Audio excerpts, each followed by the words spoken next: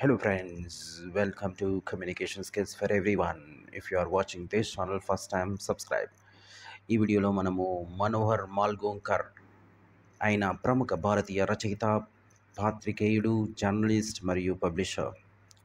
So ఈయన రాసిన అంబర్లో గూఢచారి, spy number. So ఈయన ముఖ్యంగా మతాధికారులు అంటే best known for a divorce through clergy, మతాధికారుల ద్వారా విడాకులు మరియు బోరీ బోరీ లాస్ట్ మ్యాన్ వంటి జీవిత చరిత్రలకు అతను బాగా పేరు పొందిన వ్యక్తి.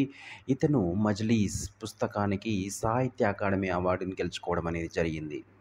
ఇక మనం ఈరోజు సమరీకి వెళ్ళినప్పుడు స్పై అంబర్లో గూఢచారి అనేది భారతీయ నవల రచయిత మనోహర్ మాల్గోంకర్ రాసిన నవల.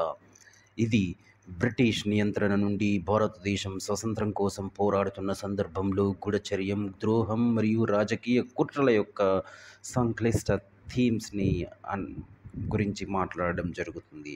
ఈ కథనంలో 20వ శతాబ్దం ప్రారంభంలో భారత స్వతంత్ర పోరాటం యొక్క స్థితి జరుగుతుంది. కథానాయకుడు అయిన మేజర్ హంట్ భారత స్వతంత్ర ఉద్యమంలో అనుమానితుడైన గూఢచారిని గుర్తించే బాధ్యత భారతదేశంలో ఉన్న బ్రిటిష్ అధికారి.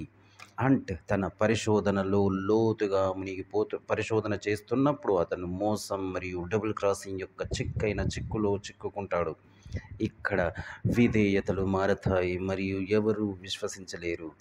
గూఢచర్యం యొక్క నైతిక సందిగ్ధతలను మరియు ఒకరి దేశ సేవలో వ్యక్తిగత త్యాగాలను గురించి ఈ కథ వివరించడం జరుగుతుంది. గూఢచర్యం యొక్క ప్రమాదకరమైన ప్రపంచాన్ని నావిగేట్ చేస్తున్నప్పుడు హంట్ తన స్వంత బాధ్యత మరియు నైతికతతో పోరాడుతున్నాడు. ఇక్కడ స్నేహితుడు మరియు శత్రువుల మధ్య వ్యత్యాసం కొన్నిసార్లు అస్పష్టంగా ఉంటుంది. కథ ముందుకు సాగుతున్న కొద్దీ హంట్ యొక్క విచారణ అతన్ని ఊహించని బహిర్గతం మరియు ప్రమాదకరమైన ఘర్షణలకు తీసుకెళ్లడం జరుగుతుంది. ఇది అతని విధేయతను పరీక్షించే మరియు అతని చర్యల యొక్క పరిమాణాలను ఎదుర్కొనేలా బలవంతం చేసే ఒక ఉత్తేజకరమైన ముగింపులో ముగుస్తుందని మనం చెప్పవచ్చు. స్పై నంబర్ అనేది చమత్కారం మరియు ఉత్కంఠతో కూడిన కథ.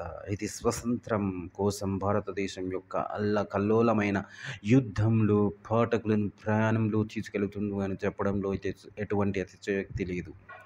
వ్యక్తులు మరియు సంఘటనల యొక్క మాల్గోంకర్ యొక్క స్పష్టమైన ప్రాతినిధ్యం తిరుగుబాటు అంచున ఉన్న దేశం, అలాగే చరిత్ర యొక్క క్రాస్ ఫైర్లో చిక్కుకున్న వ్యక్తుల గురించి రివర్టింగ్ దృష్టిని సృష్టిస్తుంది అని చెప్పడంలో ఎటువంటి సందేహం లేదు.